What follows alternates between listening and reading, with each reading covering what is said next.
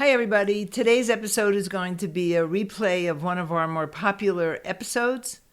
I'm still dealing with my hand surgery and I just got a little bit behind, so I hope you'll bear with me and enjoy this replay. Build your business and improve your finances from the inside out with Joan Sotkin on The Prosperity Show. Hi, everybody. This is Joan Sotkin, and The Prosperity Show is about building your business from the inside out.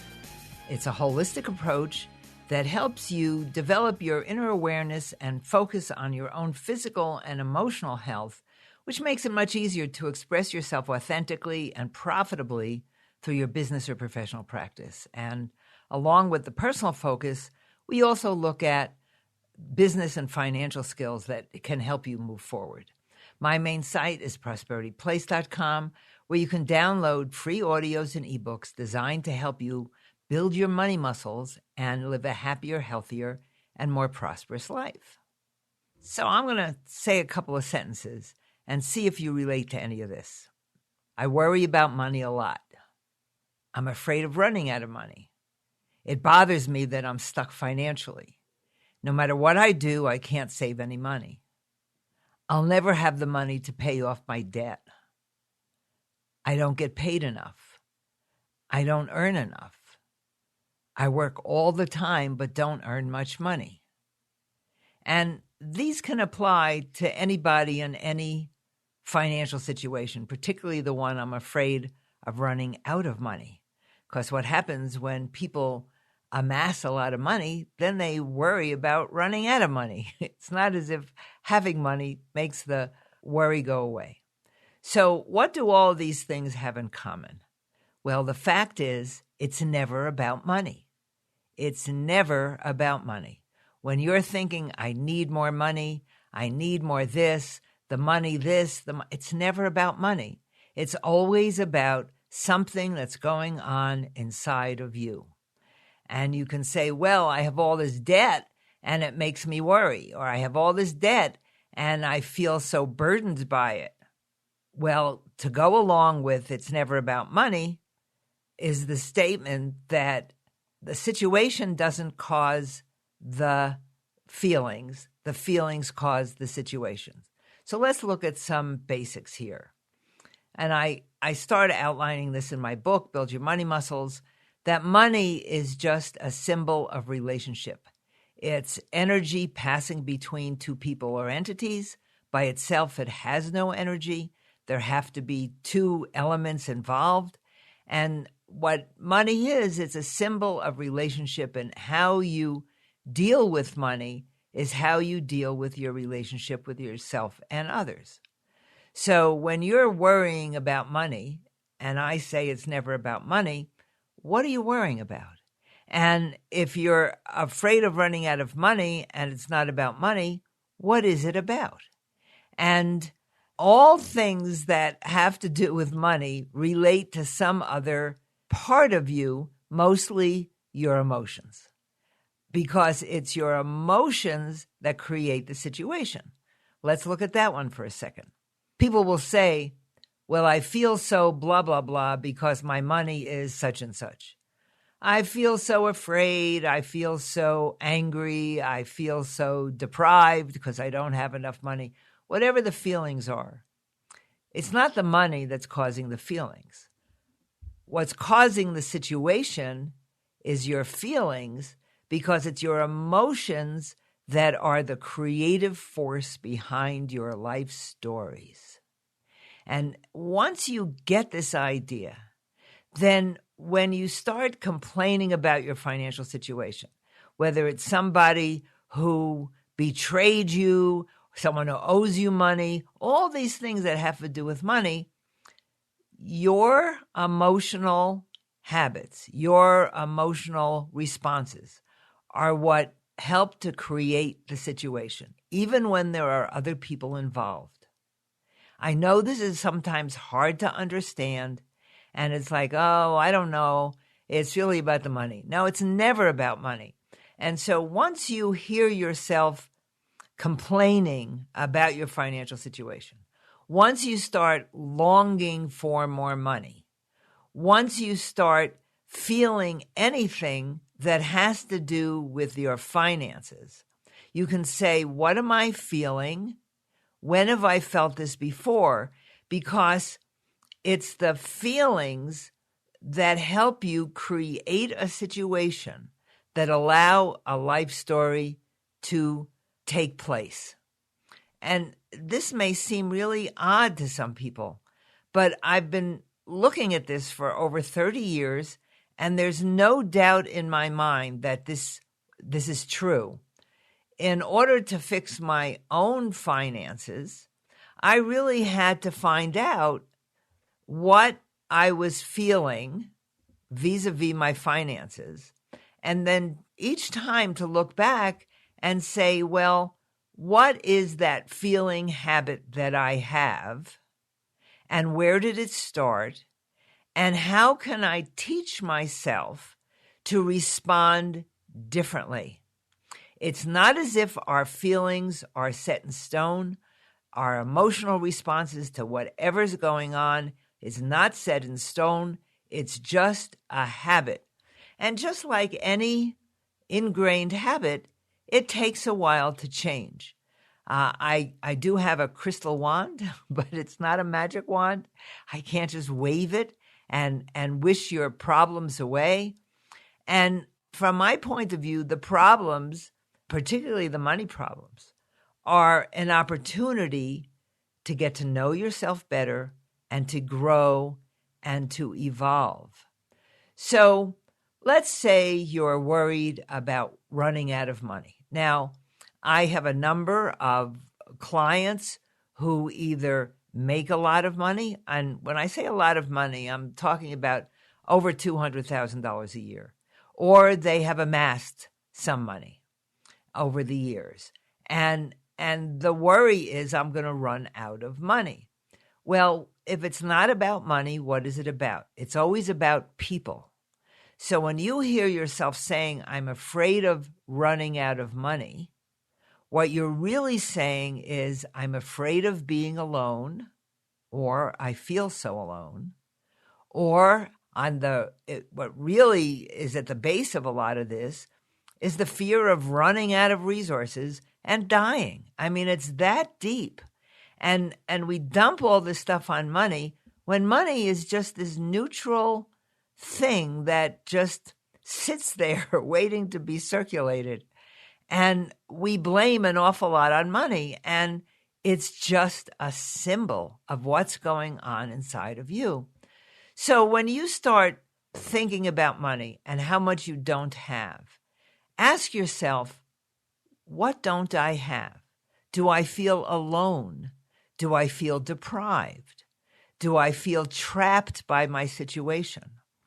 One of the things that's clear to me is that we create a perception of reality, which is nothing more than our perception of reality, because what I see as real might be very different from what you see as real, and we live in the same system. It's like Republicans and Democrats in the United States. They're looking at the same thing, and yet they're seeing it so differently. And is the thing that different? No, the thing is just the thing. The Republicans see it one way, and the Democrats see it a different way. And it's been shown, for example, that conservative minds work differently from liberal minds, more progressive minds. There's often more fear involved. And that's something that you're born with. But just because you're born with it doesn't mean you can't change it. Brains are very plastic. They use the word plasticity in relation to brains. And it's like when a person has a stroke or something and they lose the use of a part of their brain. It can be retrained, and different parts of the brain that aren't injured are brought into play. That doesn't mean that every brain injury gets healed, but people can relearn things that are injured during any kind of accident or brain injury. So it's a matter of you believing that there's something other than just the money that's going on. Because as long as you stay stuck in that place, oh, I can't earn money, I'm going to run out of money, I'm burdened by my debt. If that's the sentence that keeps going around and around in your brain, then you're never going to get out of it, because that's not going to change unless you alter the emotions, the habitual emotions you're carrying with you, that you're going to change so that your outcomes are different. For example, supposing you were deprived as a child for any reason, whether it was because you were abused, because your parents were poor, because you never got the love you wanted, because you never bonded with your parents. Those are real situations of deprivation over which a small child has no control. And those feelings of deprivation can be carried all through life, and you don't even recognize that they're there because they're so much a part of you. If you find yourself comparing yourself to other people a lot and going, oh, I wish I had what they want. Well, if you have what they want, then you have to have what's going on in their head, and that's not always comfortable either. Just because a person has more stuff doesn't mean they're happier. That is proven in many studies. So if you find yourself comparing yourself to others, though that person has such and such and I don't have it, that's a feeling of deprivation. And if you're focusing on money, remember, it's never about money. So what do I feel deprived about? The chances are you feel deprived because as a child, you didn't get your perceived needs met. Many parents didn't have the perfect manual, and even if they had a manual, it wasn't always right. So they did the best they could, but they were just repeating patterns that they learned from their parents and their parents and their parents. We've talked a little bit about the ancestral thing that gets passed down from generation to generation, and those feelings get passed down. And if you can say, okay, I didn't get what I needed. I didn't get touched enough. I didn't get enough emotional acknowledgement when I was young. I felt deprived. Other kids had better toys than I did. Whatever it was, that feeling of deprivation is helping you create situations that will have an outcome of deprivation, of not having what you want, because that's your habit. And the bottom line is, it's because that's how you know who you are. I am a person who doesn't get what it wants or needs. And if you were to suddenly have all this money that you've been dreaming about, and you suddenly got all the things you want, you'd actually be uncomfortable because it's not congruent with your self-concept. So the trick to, or the method, shall we say, to changing that habit where you never have what you want, where you're always longing for more, is to be able to recognize the kinesthetic experience. You don't have to have words for the emotions. You just have to be willing to say, well, if it's not about money, what is it about? That's step one. Step two is to say, well, what am I feeling in this situation? Because what you're feeling may be very different from what someone else is feeling in the same situation. What am I feeling? And if you don't have a good feeling vocabulary, I can certainly relate to that because I certainly didn't have one. You can just look inside and say, what am I feeling? Where am I feeling it in my physical body? This sense of contraction or not enough. What am I feeling? And then you can say to yourself, when did I feel this before? And you're bound to remember at some point when you felt that as a child. When I do this with clients, it's amazing what they come up with. And stuff they remembered, they forgot that they remembered, and suddenly this major event will show up and they'll remember. There's a story I tell in Build Your Money Muscles where one of my clients had a habitual feeling of impending doom. And every time something good came along, he would be overtaken by this feeling of impending doom. And the story that came out was that when he was young, I think he was about 7 or 8, I don't remember exactly, one Christmas, the kids in the family got everything they wanted. It was fabulous.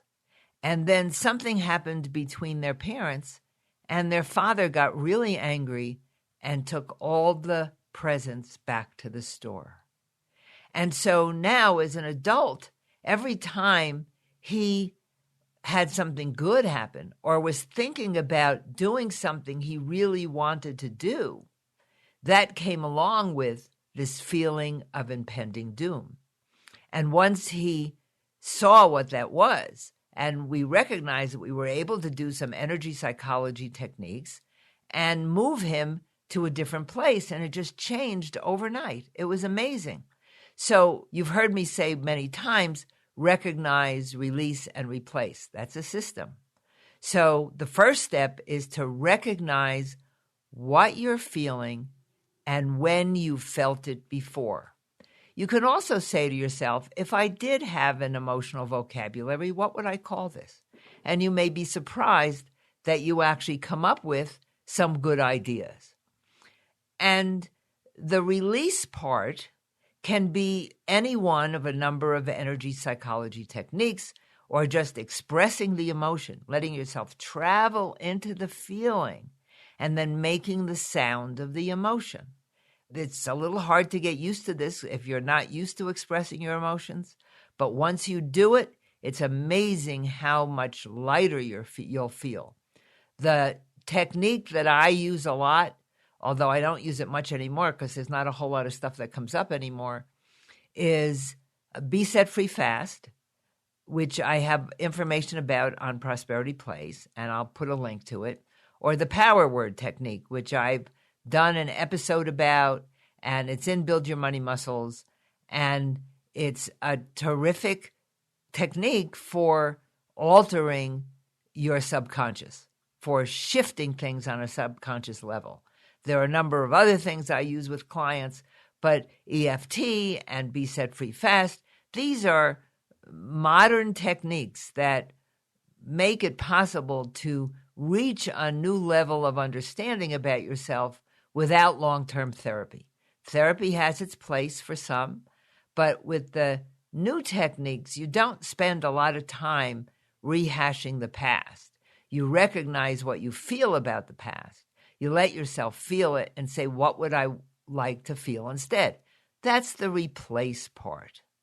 So if you feel deprived, for example, and you want to feel differently, you want different outcomes, you don't want to keep doing this story over and over again of deprivation, what would you rather feel?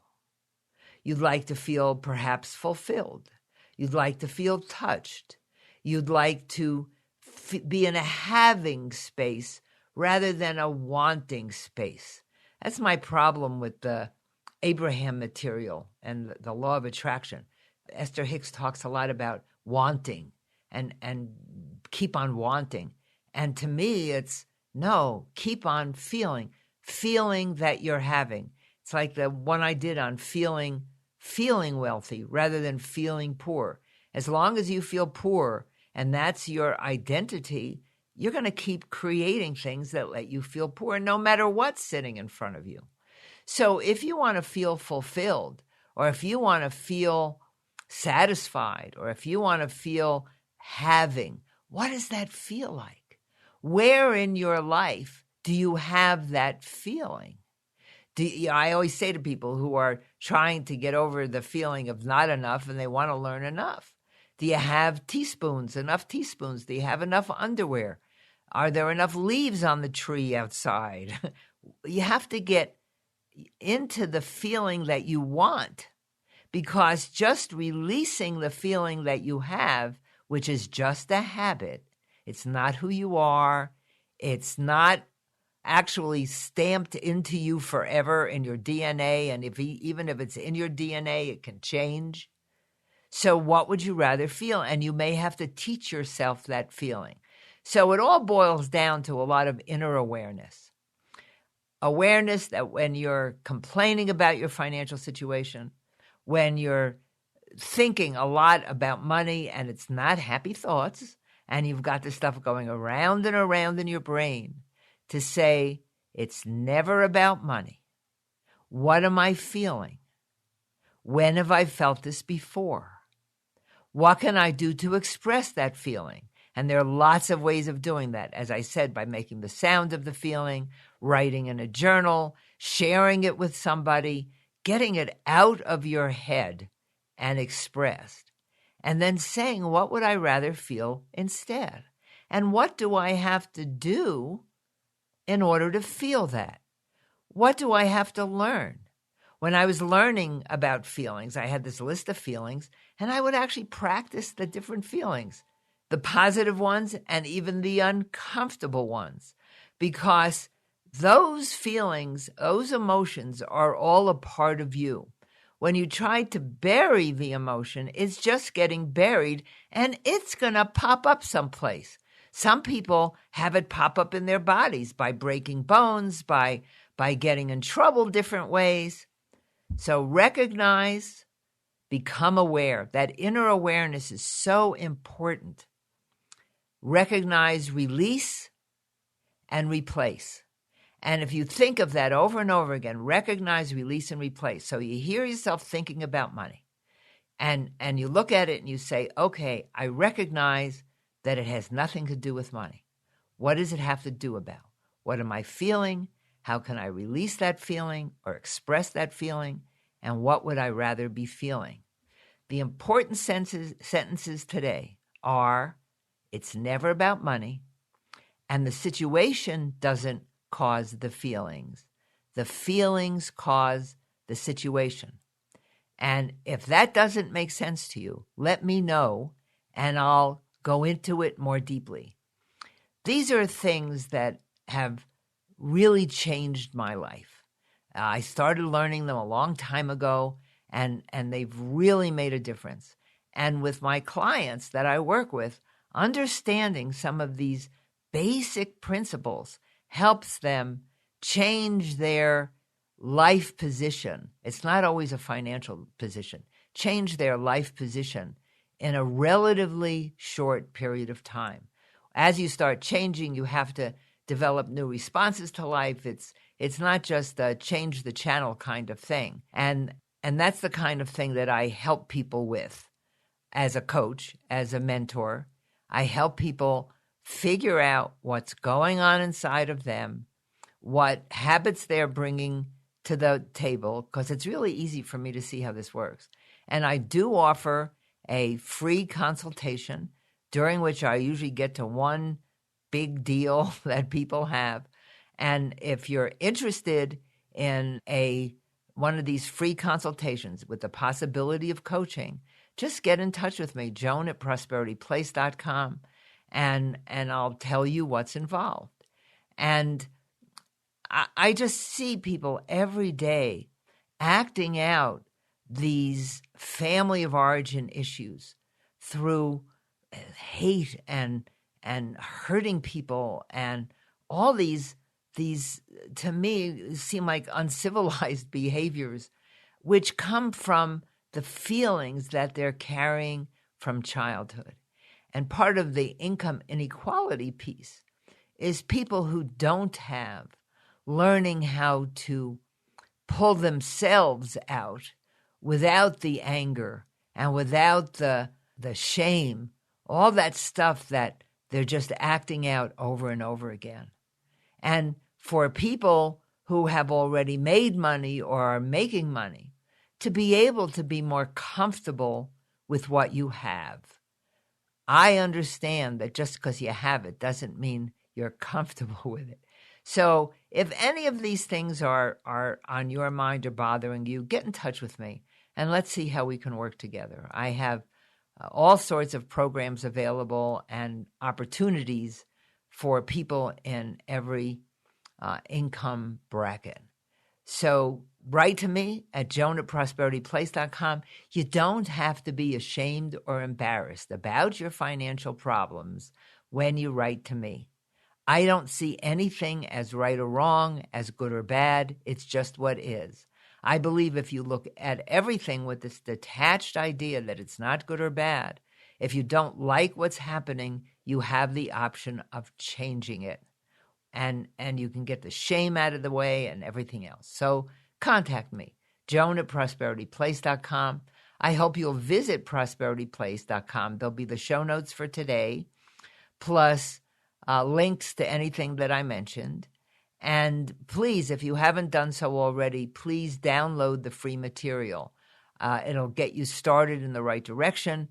This stuff is really different from any other financial advice you're going to get. And it takes a little while to kind of tune in and really get it. But once you do, I promise you're going to feel fabulous. So that's it for today. Thanks for listening. I look forward to seeing you next time. Bye now.